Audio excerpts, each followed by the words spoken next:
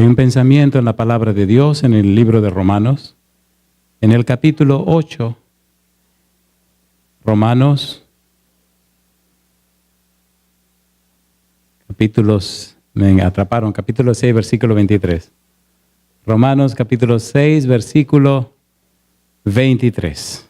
¿Qué dice Pablo en Romanos 6, 23? Porque la paga del pecado es muerte, mas la dádiva de Dios es vida eterna en Cristo Jesús, Señor nuestro. ¿Podemos estar en pie para orar? Querido Padre Celestial, gracias por la oportunidad de reunirnos otra vez para estudiar su palabra. Señor, gracias por la compañía de los ángeles y gracias por la presencia del Espíritu Santo. En esta hora, Dios, agradecemos por la compañía de los amigos y amigas y la presencia de los hermanos y hermanas. Bendiga también, Dios, a todos aquellos que nos siguen a través de la radio, la internet o la televisión. Que ellos y ellas en esta hora sean grandemente bendecidos y bendecidas. Pero ahora, Dios, le rogamos que el Espíritu Santo nos traiga palabra de vida para la vida eterna. Habilite, Señor, nuestra mente para entender y comprender su verdad. Que al recibir su palabra, ésta pueda, oh Dios, cambiar y transformar nuestra vida a la imagen y semejanza de Jesús. Que nada ni nadie impida nuestro crecimiento espiritual. Y aquellas personas que están en el valle de la decisión, que en este día, en esta semana, puedan hacer las decisiones necesarias para que pronto sus nombres estén registrados en el libro de la vida. Padre amado, perdone nuestras faltas y pecados y diríjanos. Y ahora, habilítenos con su Espíritu para comprender su palabra. Se lo pedimos, Señor, en el nombre santo y bendito de Jesús. Amén, Señor. Amén. Durante la semana estamos trabajando con la serie Romanos a pesar del pecado. Y hoy debemos tocar el tema el pecado en el Nuevo Testamento. Cuando estudiamos el libro de Romanos, ya veremos en algún momento de la semana que la palabra pecado aparece en cada una de las partes del libro de Romanos. De hecho, toda la primera sección del libro de Romanos tiene que ver con el pecado. Romanos capítulo 1, versículo 18 hasta Romanos capítulo 3, versículo 20. Toda esa primera sección se conoce como el psique de la condenación. Cuando lea su Biblia, y especialmente lea el libro de Romanos, es saludable que usted sepa en cuál sección del libro está leyendo. Porque si usted lee cualquier sección del libro y no sabe a qué se está refiriendo Pablo, es muy probable que usted se confunda. Si lee el capítulo 1, versículo 18, hasta el capítulo 3, versículo 20, está en la sección que se llama sección de condenación. El apóstol Pablo enfatiza que todos estamos bajo pecado. Romanos capítulo 3, versículo 9 dice que tanto judíos como griegos, todos, judíos y gentiles, todos estamos bajo pecado. Y él hace énfasis fuerte en que todos somos pecadores. Primera sección del libro. Número 2, en la segunda sección del libro, Pablo dice, Romanos capítulo 3, versículo 21, hasta el capítulo 5, versículo 21, la sección de la justificación, dice que nosotros somos justificados por la fe en Cristo Jesús. Se conoce como la sección de la justificación. Dios justifica al pecador. En el capítulo 5, versículo 1 dice, justificados pues por la fe tenemos paz para con Dios por medio de nuestro Señor Jesucristo. En el capítulo 8, versículo 1 dice, ahora pues ninguna condenación hay para los que están en Cristo Jesús, los que no andan conforme a la carne, sino conforme al Espíritu. Toda esa sección segunda de la justificación deja bien en claro que en Cristo la justicia de Dios se revela. En Cristo Dios resuelve el problema del pecado. Si usted está leyendo la segunda sección y compara con la primera sección, nota que la diferencia es del cielo a la tierra. En la primera sección del libro todos estamos condenados. En la segunda sección del libro todos podemos ser justificados o declarados justos en Cristo Jesús. La justicia de Dios se revela. En el capítulo 3, versículos 24 y 25, Pablo utiliza 3 palabras para decir qué ha hecho Cristo en nuestro favor. Número 1, justificación. Número 2, redención. Y número 3, propiciación. 3 metáforas para dejar claro que tanto en el tribunal como en el mercado de esclavo, como también en el templo, nuestro problema de pecado está completamente resuelto. Dios resolvió el problema del pecado en Cristo Jesús. Número 3, en la tercera sección del libro, lo que tiene que ver con la certeza o la seguridad de la salvación, Romanos capítulos 6, 7 y 8, el apóstol Pablo deja bien en claro, cuando usted lee esa sección, que la salvación está segura y asegurada. ¿Cómo está la salvación? Segura y asegurado.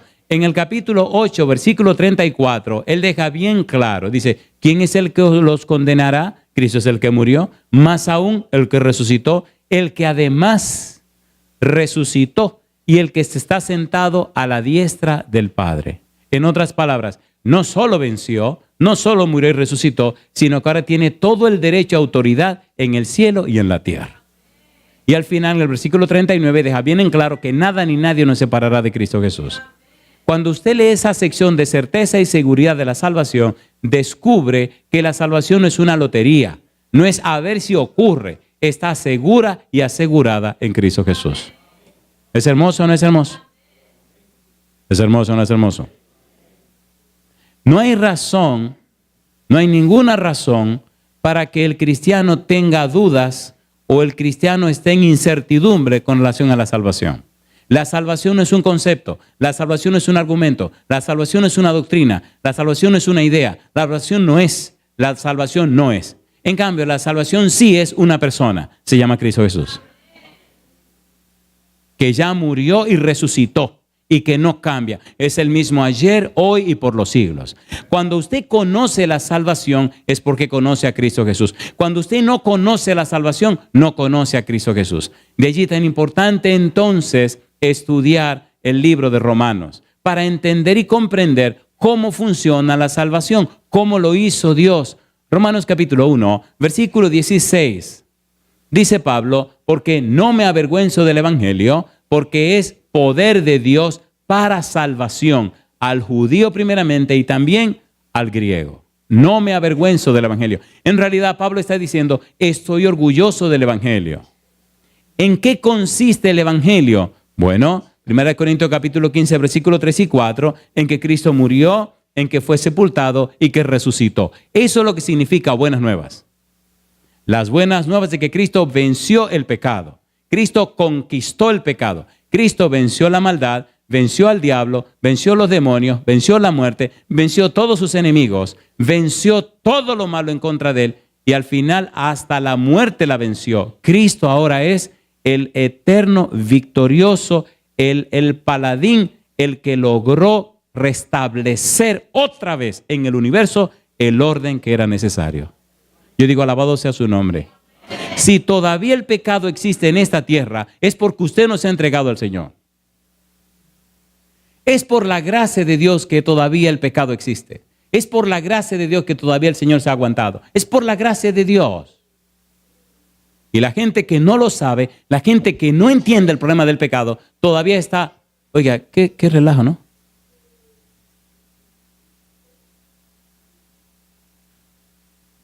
Hay un pensamiento en 2 de Pedro capítulo 3 versículo 9 que dice, el Señor no retarda su promesa, según algunos la tienen por tardanza, sino que es paciente para con nosotros, no queriendo que ninguno perezca, sino que todos procedan al cambio de la mente. Cuando usted mira el pasaje, el versículo 9, y lo analiza en su contexto y profundiza en lo que quiere decir, se da cuenta que Pedro está muy interesado en los cristianos primero. Y esta que voy a decir no va a ser tan agradable. ¿La puedo tirar? ¿La puedo tirar? ¿Seguro que la puedo tirar? La peor tragedia del cristianismo son los cristianos.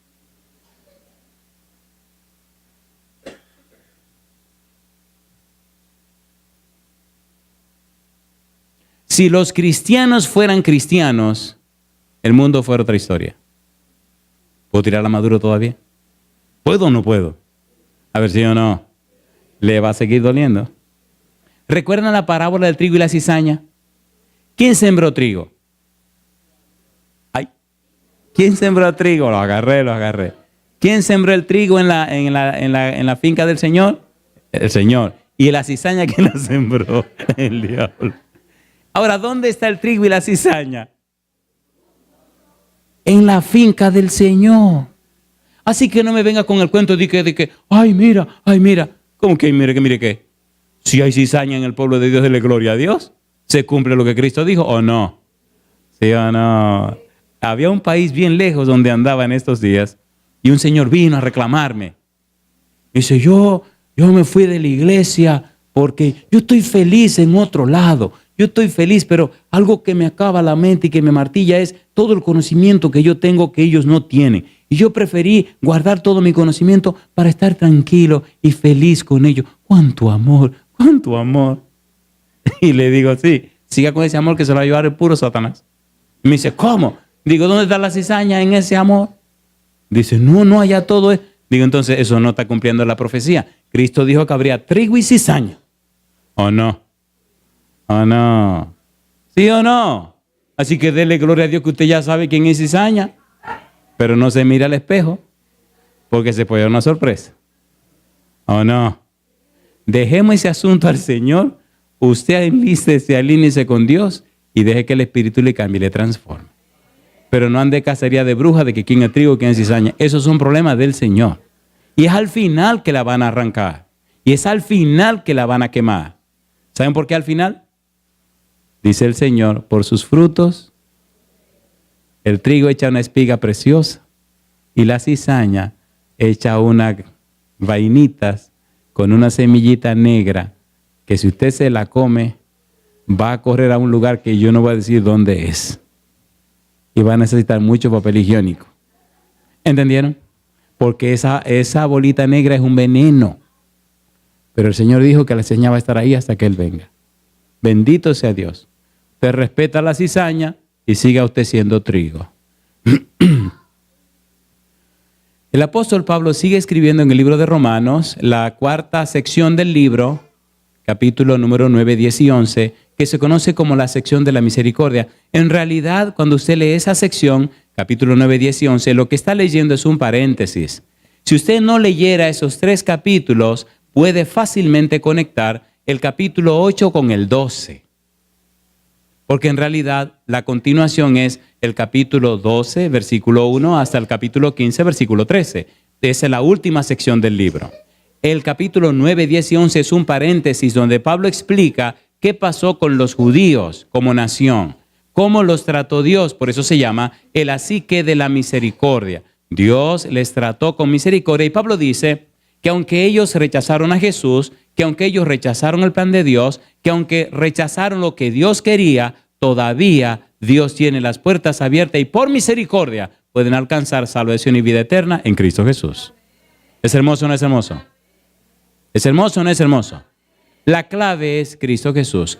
Número 5, la última parte del libro, Romanos capítulo 12, versículo 1 al 15 y 13, Pablo presenta el asique de la vida práctica. Escuche qué interesante. Pablo dice, si es verdad que usted conoció a Jesús, si es verdad que usted es cristiano, si es verdad que aceptó el evangelio, si es verdad que está disfrutando la salvación, entonces su vida tiene que testificar que usted es una persona arrepentida y convertida. Si su vida no testifica, perdone, usted anda en algún lugar, pero no está en el lugar correcto. La vida práctica. Jesús dijo, por sus frutos los conoceréis. Ese es un breve resumen del libro. Cuando usted lea el libro, asegúrese que usted está en la sección correcta y que usted entiende lo que Pablo está diciendo. Es de vida o muerte entender esto para poder ubicar su mente en qué es lo que Pablo está discutiendo o lo que Pablo está presentando. Muy bien. En esta oportunidad necesitamos hablar acerca del pecado en el Nuevo Testamento. Hay por lo menos 6 palabras que son las que más se repiten en el Nuevo Testamento que nos hablan del pecado. Estas 6 palabras tienen una connotación y un valor muy interesante, pero muy, muy interesante. Déjeme aclarar esto antes de comenzar a trabajar con esas palabras. Por favor, ponga cuidado. Ponga mucho cuidado. Ponga mucho cuidado. Escuche, por favor. El pecado, el apóstol Pablo lo presenta como una entidad, como una institución. Por eso él dice, no reine el pecado en vuestros corazones. Por eso él dice, esclavos del pecado. Así que como que personaliza el pecado, como que lo presenta siendo una identidad, lo presenta como si fuera una corporación. De allí la importancia de entender y comprender qué cosa es el pecado. Ya hemos dicho que el concepto que usted tiene del pecado, la idea que usted tiene del pecado, el conocimiento que usted tiene del pecado, la manera como usted percibe y concibe el pecado, determina su estilo de vida. Y su estilo de vida es lo que define su adoración a Dios. Y su adoración a Dios dice cómo es el Dios que usted adora. Si usted es mentiroso, tramposo, embaucador, sinvergüenza y abusador, usted tiene un Dios que es así. Si usted es hipócrita de toda la cosa mala que usted pueda, entonces así es el Dios que usted cree. No es el Dios de la Biblia. En el capítulo 20 del libro de Éxodo, una de las cosas que Dios dijo fue: no os hagáis dioses conmigo. No hagan de sus cosas un Dios. No me comparen con eso. ¿Recuerdan ustedes cuando Aarón hizo el becerro de oro? ¿Se acuerdan o no se acuerdan? ¿Qué nombre le pusieron? Le pusieron Jehová. Y gritó Aarón: estos son los dioses que te sacaron de Egipto. ¡Qué falta de respeto! ¿Quién estaba ahí arriba en el Sinaí? Jehová. ¿A quién le estaban comparando? Con un becerro. ¿A quién representaba ese becerro? A un ídolo pagano de Egipto. Mi pregunta: ¿cuál debió ser la reacción normal de Jehová con ese pueblo? ¿Cuál debió ser la reacción normal? Perdonarlo. Perdone que no vaya con ustedes. Esa será la reacción suya, no de Jehová. Los agarré, compadre. Yo iba a decir destruirlo también, pero no. ¿Lo perdonó Dios? Porque Él es así. El hijo pródigo, ¿merecía ser recibido en la casa otra vez? ¿Merecía o no merecía? ¿Se lo ganó o no se lo ganó? No ganó nada, ¿qué es lo que ganó? Sin embargo, la parábola se llama el Padre Misericordioso. Porque es del Padre que está hablando, no es del Hijo. Lo curioso de la parábola, como he dicho en otras ocasiones, es que nosotros nos identificamos en las historias con lo que se parece a nosotros. ¿Sí o no? ¿Sí o no? ¿A quién nos parecemos más? Entonces le llamamos a la parábola.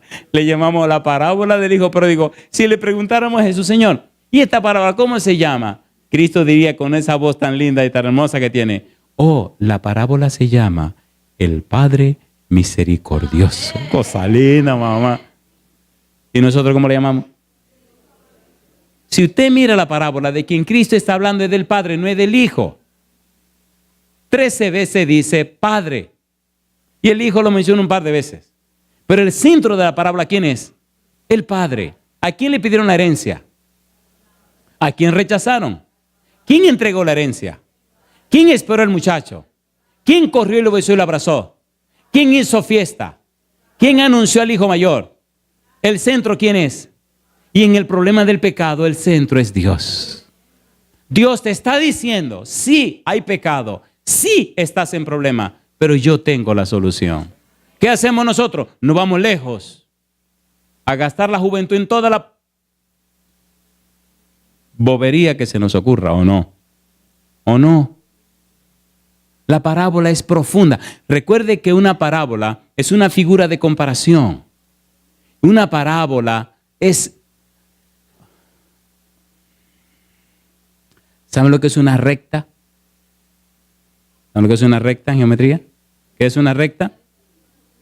La distancia más corta entre dos puntos. ¿Y qué es una parábola? Oiga, qué interesante es esto. Una parábola es también una curva que une dos puntos. Lo interesante de la parábola es que cuando sale del punto, no sale en línea recta al otro punto, sino que sale en otra dirección. Lo curioso es que termina en el otro punto. Por eso una parábola no puede ser usada en un tribunal como argumento, como evidencia para condenar a nadie. Por eso Cristo habló en parábola. De allí la importancia y la trascendencia y el valor de las parábolas. Cristo habló en parábolas y una de las razones era porque lo querían condenar. Sin embargo, cuando abrió su boca en parábolas, anunció tantas parábolas y en ellas presentó claramente el plan de salvación. La tragedia humana, el problema humano, la angustia, la situación difícil,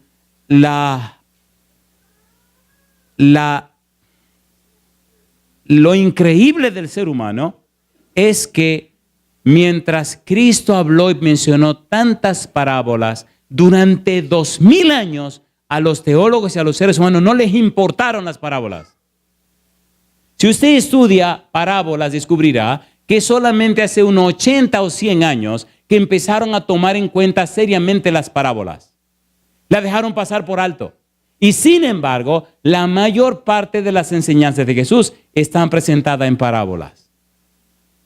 Cuando usted logra introducirse a las parábolas y logra entender las parábolas, hay una multitud de conocimiento que tienen que ver con la salvación y la persona de Jesús y el reino de los cielos, que usted se queda maravillado. Pero usted necesita entrar al mundo de las parábolas. Mi pregunta, la historia del hijo pródigo, la historia de la oveja perdida, la historia de la moneda perdida, las tres son ¿qué cosa? Una parábola.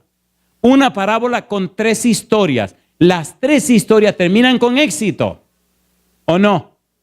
Primera historia, la oveja se fue y la fueron a buscar. Segunda historia, la moneda se perdió y la encontraron. Tercera historia, el hijo se fue y regresó. Dios no conoce fracaso. No hay fracaso con Dios. El fracaso ocurre cuando usted no le cree a Dios. ¿Sí o no? ¿Sí o no? Lucas capítulo 1, versículo 37, Gabriel dijo, porque para Dios nada es imposible. Sí, el pecado es espantoso, el pecado es terrible, el pecado es bochornoso, el pecado es una tragedia, es una desgracia. Sin embargo, Dios se hizo hombre y pagó el precio del pecado. ¿Se entiende o no se entiende? ¿Se entiende o no se entiende? No hay explicación, no hay justificación, no hay razón de ser para que el cristiano no tenga una vida poderosa.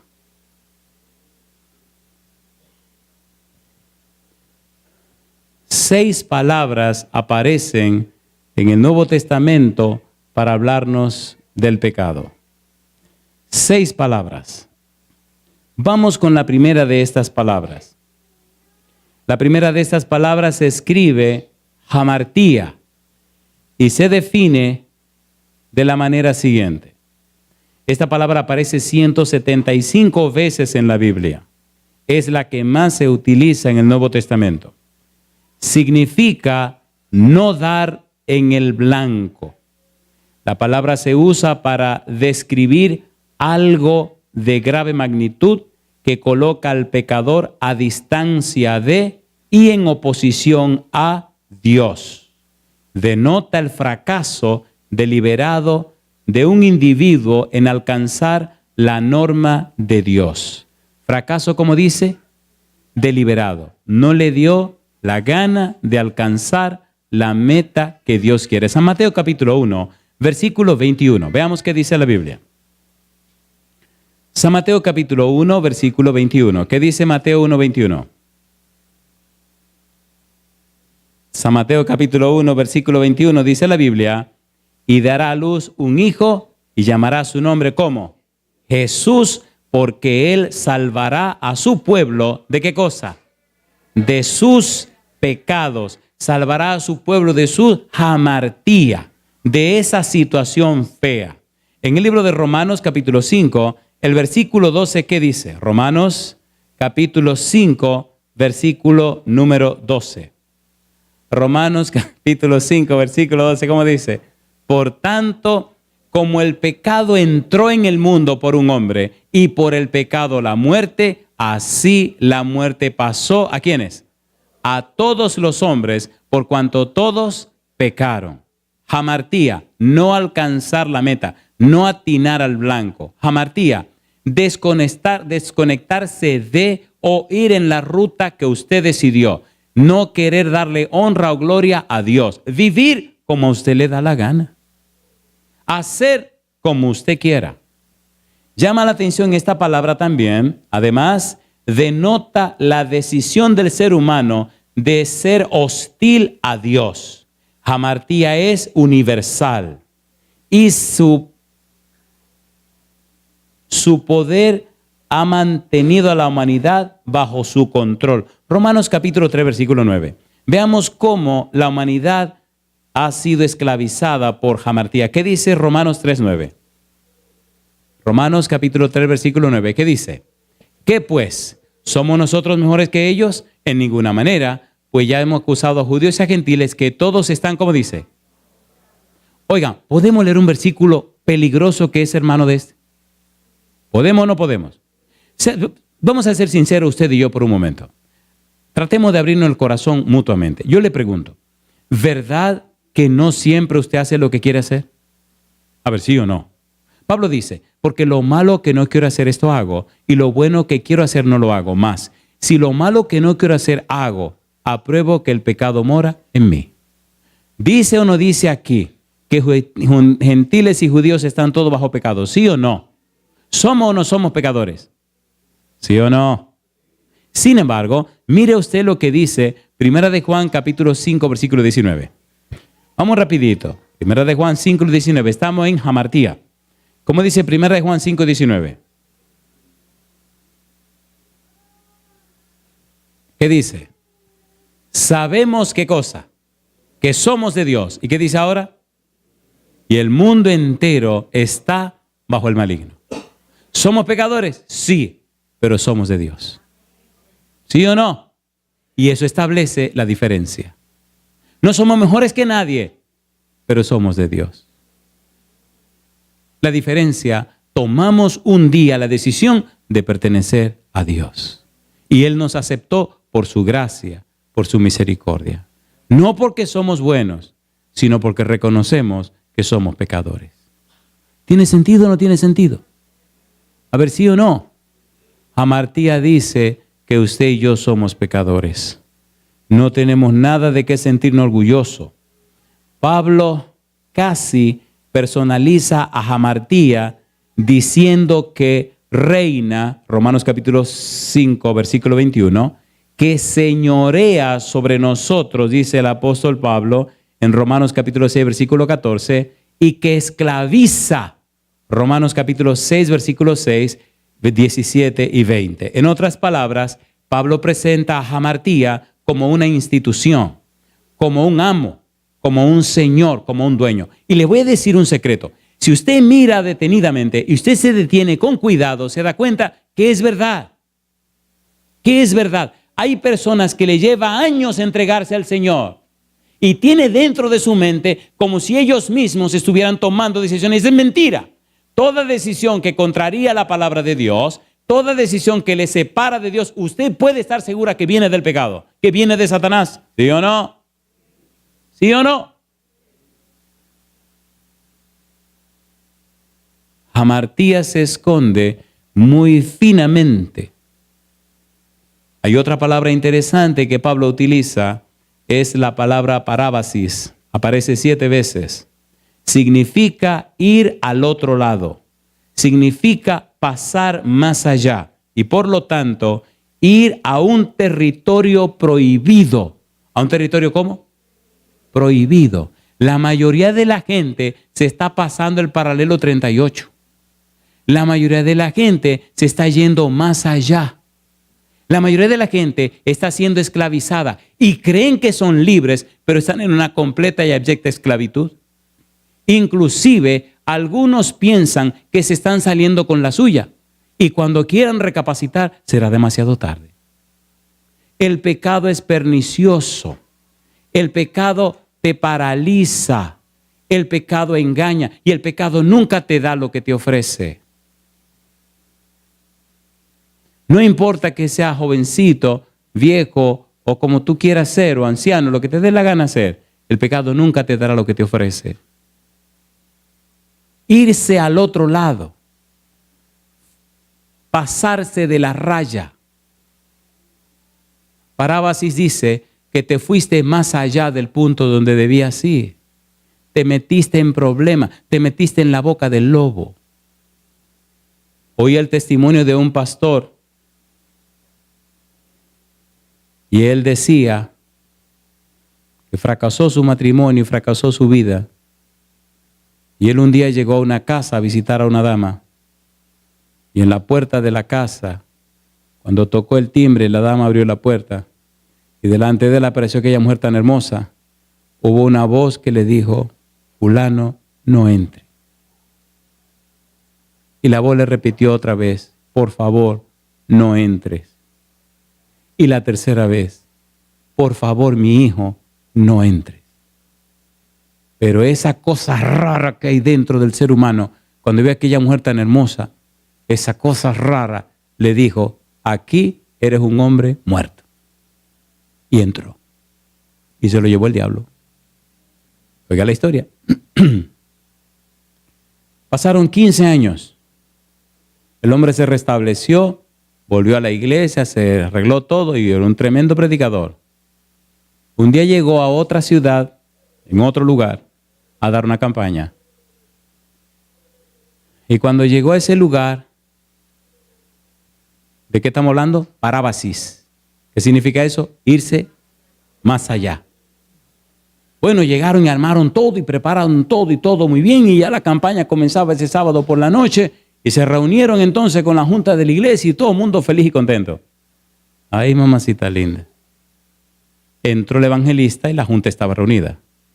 Había una dama que era la primera anciana y cuando lo vio, ahí mismo se acabó la campaña.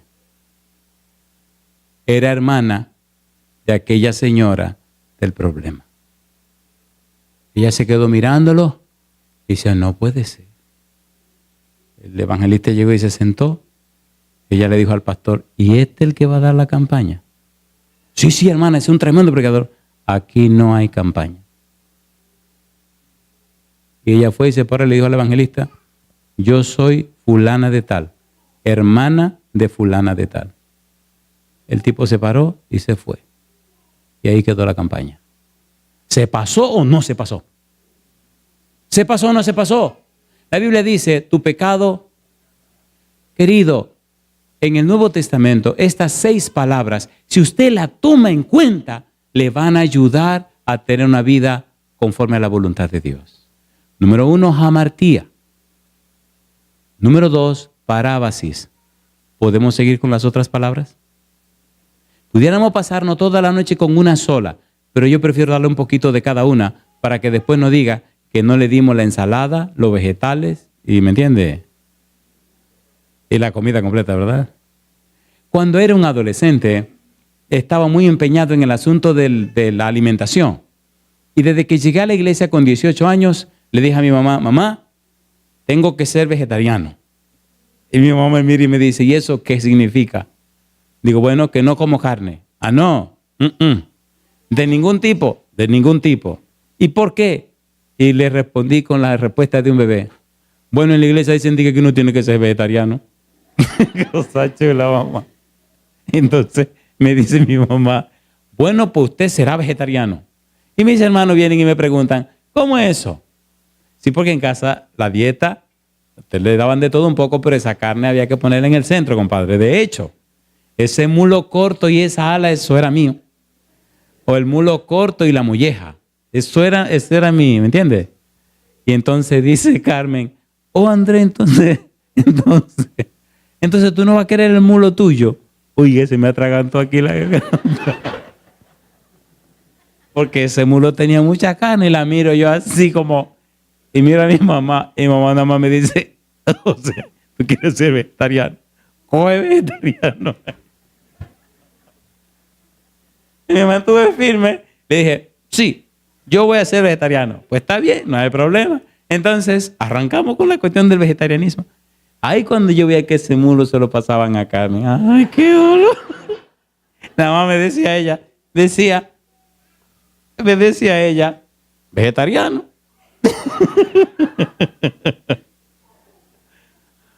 Pasaron los años. Y ya hay 36 años de vegetarianismo. Y doy gloria a Dios. Doy gloria a Dios. Una pregunta. Si usted decide hacer como Dios dice, ¿vendrán las bendiciones? ¿Sí o no? Nunca en mi vida he estado interno en ningún hospital.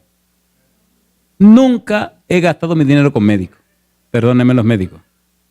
Y tengo mis hijos que son vegetarianos. ¿Por qué estoy hablando de esto? Compadre, si usted se va más allá, usted va a pagar las consecuencias.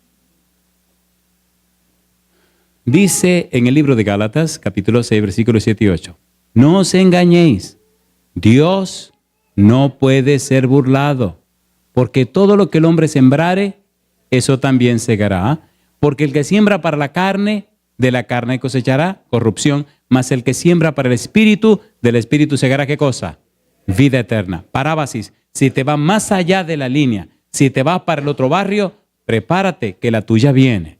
Aguántate que el tablazo llega, porque la paga del pecado es ¿qué cosa? La muerte. Veamos otra de estas palabras. La siguiente palabra es paracoé, que significa dejar de escuchar. Aparece 3 veces en el Nuevo Testamento. Significa dejar de escuchar o no estar dispuesto a escuchar. A menudo uno oye lo que quiere oír y en última instancia el pecado significa cerrar los oídos a Dios para no escucharle y escucharse uno mismo. ¿Es verdad o no es verdad? ¿Sí o no? ¿Sí o no?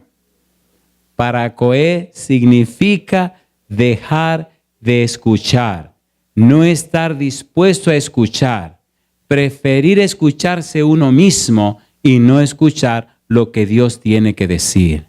Y eso es un pecado también. Hay personas que racionalizan la cosa de tal manera que terminan creyendo lo que ellos quieren creer y terminan oyendo y entendiendo lo que ellos quieren entender. No, espérate, lo que pasa es que mira, lo que significa es, espérate, un momento. Esto es lo que dice la Biblia y esto es lo que quiere decir. No es así que usted lo interpreta. Mire, aquí la Biblia lo dice claro. La paga del pecado es la muerte. Y punto y se acabó. ¿O no? En el cristianismo a veces queremos dorar la píldora. No dore ninguna píldora, póngasela así, punto y se acabó. Porque con lo que usted está jugando es con la salvación de esa persona. Si usted no le habla claro y la persona se muere, ¿y entonces? Y no me vengan con el cuento de la lotería, de a ver si me saco la salvación. Nadie se saca ninguna salvación. Póngale la cosa clara a la gente. Una señora me decía, usted es muy claro, usted es muy rudo. Digo, ajá. ¿Quiere que te suavice el asunto? Y si tú te mueres de aquí a mañana y yo no puedo... Pero bueno, ¿y qué es esto? Póngale la cosa clara, ¿o no? A ver si o no. Dejémonos de cuento. O es blanco, o es negro, o a color. ¿O no? A ver si o no. Paracoeo. No quiero escuchar lo que Dios tiene que decirme. La invitaron a venir a la campaña y la persona dijo que no estaba interesada. Al día siguiente la invitaron de nuevo y dijo que no. Para la tercera vez hubo que hacer un negocio y ofrecerle algo a cambio, entonces vino. Vino a cambio de lo que le iban a dar, pero vino. Cuando el sermón terminó, se secaban las lágrimas. ¿Por qué Dios le habló? Y yo pregunto, ¿habla Dios? Cuando usted se expone a escuchar la palabra de Dios, cuando usted se expone a escuchar a Dios, el Espíritu Santo hace posible que la palabra de Dios entre a lo profundo de su mente. El cerebro es sencillamente un receptor de información, pero el hipotálamo es el que controla todo el sistema nervioso. Sistema nervioso central, sistema nervioso periférico y el sistema nervioso vegetativo, esa parte del sistema nervioso que produce los movimientos involuntarios. Cuando la información llega hasta el hipotálamo, buena o mala, controla todo el sistema nervioso. Cuando la música mala llega allí, le controla. Cuando las películas raras llegan allí, le controla. Toda la información llega allí y le controla a usted. Ahora, cuando es la palabra de Dios que llega hasta allí, empieza a romper muros, murallas y todas las cosas raras que hay por ahí adentro. Por eso dice la Biblia en el libro de Hebreos capítulo 4 versículo 12 que toda la palabra es viva y eficaz y más cortante que toda espada de dos filos y penetra hasta partir, ¿qué cosa? El alma. ¿Y qué más parte? El espíritu. ¿Y qué más? Las coyunturas. ¿Y qué más? Los tuétanos. Y discierne los pensamientos y las intenciones de la nous. Te dice exactamente qué hay allá abajo en el fondo de tu vida. Te descubre y sale a la luz toda la basura que tienes escondida. Tus motivos, tus intenciones. Y te dice claramente, mi negro, a usted se lo está llevando quien lo trajo. Aclare sus cosas, póngase claro. ¿Es importante la palabra de Dios? ¿Es importante o no es importante? Perdonen que baje el tren de aterrizaje. Le debo 3 palabras, son 6. Pero vamos a aterrizar aquí. En el libro de San Juan hay una historia hermosa que a mí me enternece. Me enternece por la actitud de Jesús y me hace pensar en la manera como Cristo trata al pecador. ¿Recuerdan ustedes aquella mujer que fue sorprendida en adulterio? ¿Se acuerdan o no se acuerdan? Dice la Biblia en San Juan capítulo número 8, capítulo 8, versículo 1, y Jesús se fue al monte de los olivos y por la mañana volvió al templo y todo el pueblo vino a él y sentado él les enseñaba. Entonces los escribas y los fariseos trajeron una mujer sorprendida ¿en qué cosa? En adulterio, y poniéndola en medio le dijeron, Maestro, esta mujer ha sido sorprendida en el acto mismo del adulterio, y en la ley nos mandó Moisés apedrear a tales mujeres. Tú pues, ¿qué dices? Mas esto decían tentándole para poder acusarle. Pero Jesús, inclinado hacia el suelo, escribía en tierra con el dedo. Pregunto, ¿esta mujer pecó o no pecó? ¿Pecó o no pecó? ¿Es pecadora o no es pecadora? Número 1, sí. Oiga, ¿y los que la trajeron vinieron del cielo? Oh, también eran pecadores. Número 3, la persona que está escuchando el relato se llama Cristo Jesús. ¿Es pecador? No. Y ahora se pone buena la cosa. Cristo se queda calladito y aquellos comienzan a insistir. El Señor Jesús se inclina y empieza a escribir en el suelo. Como siguieron insistiendo, Cristo se puso en pie y los miró y les dijo, el que esté libre de pecado, arroje contra ella la primera piedra. ¿Cuántas piedras fueron arrojadas?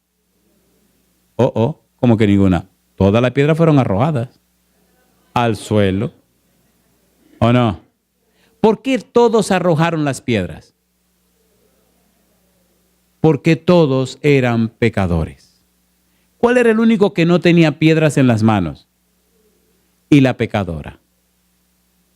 Escuche, por favor. Sí, el pecado es realidad en el Nuevo Testamento. Sí, hay persona pecadora en el Nuevo Testamento. Sí, la mujer pecó, cometió adulterio. La trajeron para condenarla, pero también para condenar a Jesús. Y aquí viene lo bueno. Cuando todos se fueron, la mujer estaba sorprendida. ¿Quiénes trajeron a esa gente? Los escribas y los fariseos. Pero no se supone que sea la gente high, la gente, ¿me entiende?, espiritual, la gente, los maestros, los más santos, ¿no? No se supone que esos eran los tipos que estaban en la cosa. Y la mujer me imagino que se preguntó, ¿y ahora qué pasó aquí? Pum, pum, pum, pum, las piedras cayeron y todo el mundo se fue. Ahora se queda ella sola con Jesús. Y hubo un silencio como de muerte. Bueno, lo del silencio como de muerte me lo estoy inventando yo, porque si nada más quedan dos y no hablan, pues tiene que haber silencio, ¿o no? Así que entonces, Jesucristo se queda mirando a esta mujer que está tirada en el suelo. Le dice, oye muchacha, él levanta la cabeza, sí. ¿Y dónde están los que te acusaban? Y dice, Señor, si hubiera sido una dominicana, dice, Señor, esto es increíble. Rosaleda, mamá, Toda esta gente se fue. ¿Y qué le dijo Jesús? Escúchame bien, muchacha, mira. Ni yo te condeno. Vete y no peques más. ¿Entendieron el mensaje de Jesús? ¿Cuál es el primero? Ni yo. ¿Y el segundo? La gracia barata dice, ni yo te condeno. Vete y vive como te dé la gana. Eso se llama gracia barata. La gracia barata ha ganado tanta gente en el mundo que Satanás tiene el control del mundo. Y hoy yo le digo a usted, como dijo Jesús, ni el Señor te condena. Vete y no peques más. ¿Se entiende el mensaje? Sí, hay pecado en el Nuevo Testamento. Sí, de alguna manera hemos fallado. Sí, pero en Cristo Jesús hay perdón, redención, salvación y vida eterna. Escucha ahora, querido, querida, para que aterricemos. Como la mujer de la historia, necesitas venir a Jesús.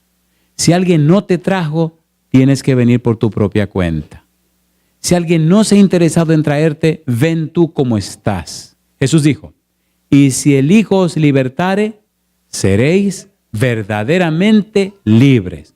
Tu pecado tal vez sea el adulterio o la fornicación, o el uso de las drogas, o la mentira, o el engaño, o la falsía, o quién sabe qué diablura. Una cosa te aseguro, que Cristo tiene poder para liberarte de todos los pecados. Tiene poder para romper cualquier cadena. Y cuando llegues a Él te dirá, ni yo te condeno, pero te repetirá, vete y no peques más. Si eres un cristiano que está fingiendo cristianismo y estás pecando y fingiéndole al mundo una cosa, querido, más vale que hoy cambie la actitud. Porque si el diablo se adueña de tu mente, te pasará como a Judas, 3 años y medio caminando y viviendo con Cristo Jesús y se perdió. ¿O no? ¿Sí o no?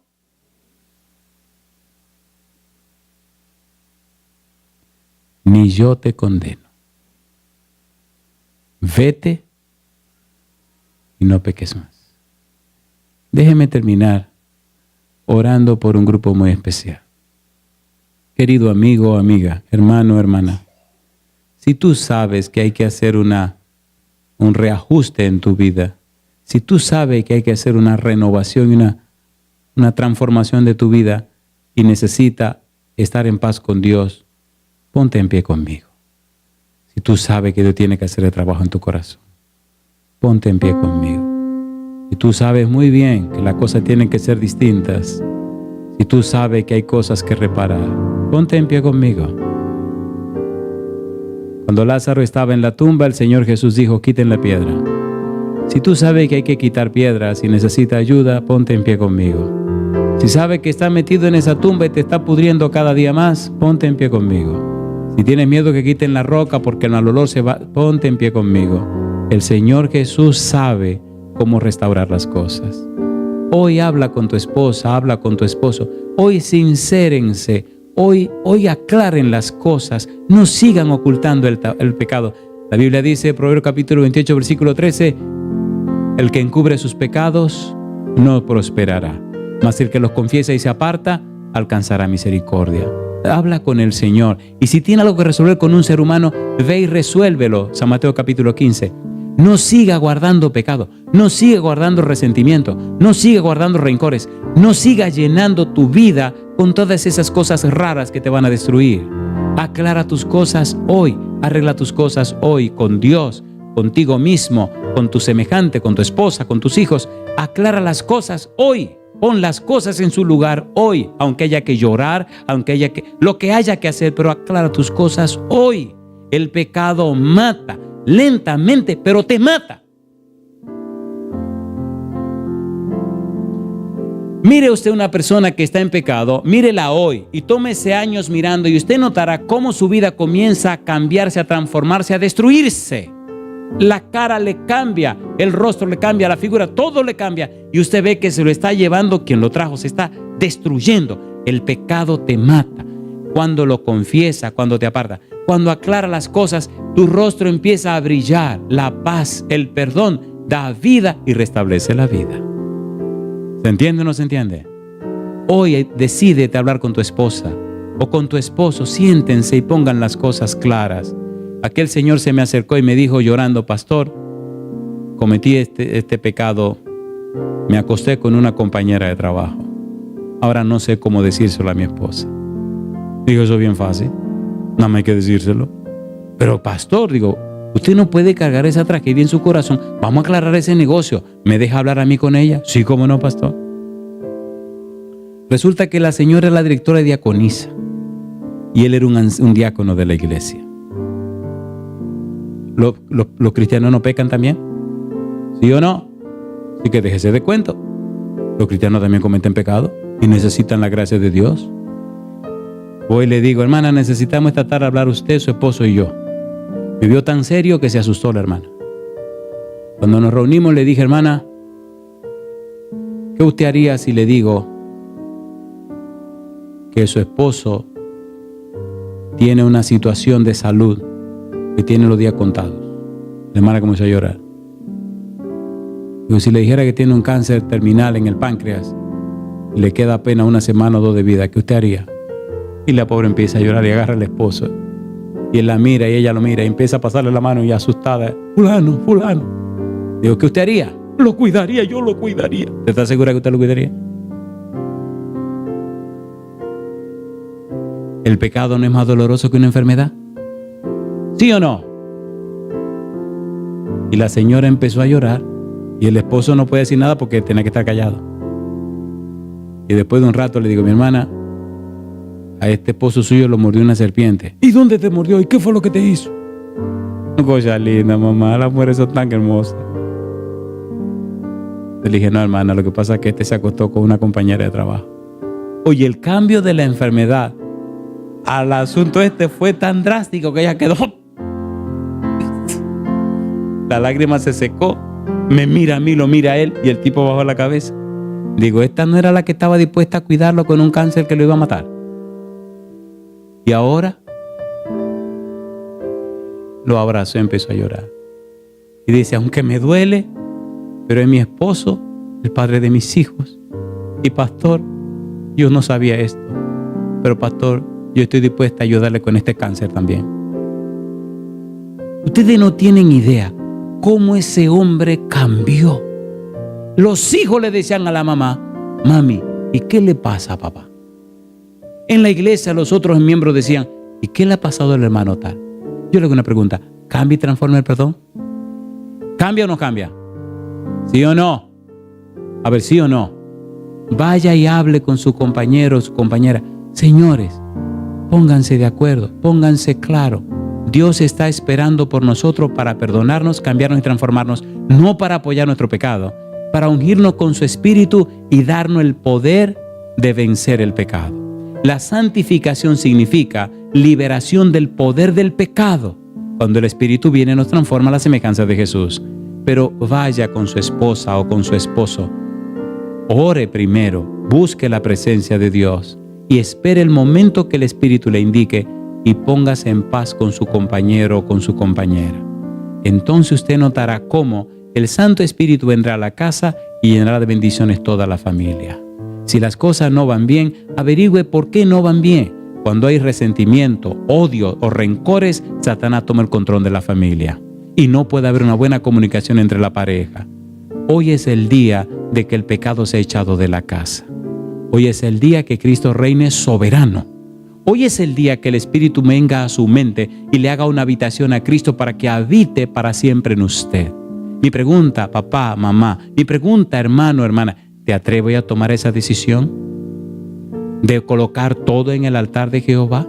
¿De poner tu vida en sus manos? ¿De aclarar tus cuentas, si es necesario, con quien sea, para que el perdón llegue a tu vida? Si tú dices sí, levanta la mano conmigo. Querido Padre Celestial, entendemos del pecado en el Nuevo Testamento y entendemos que Cristo vino a pagar el precio del pecado y sabemos que Cristo perdonó a los pecadores y sabemos que derramó su sangre para hacer posible el precio del pecado. Por eso ahora, Dios, colocamos nuestras vidas en sus manos.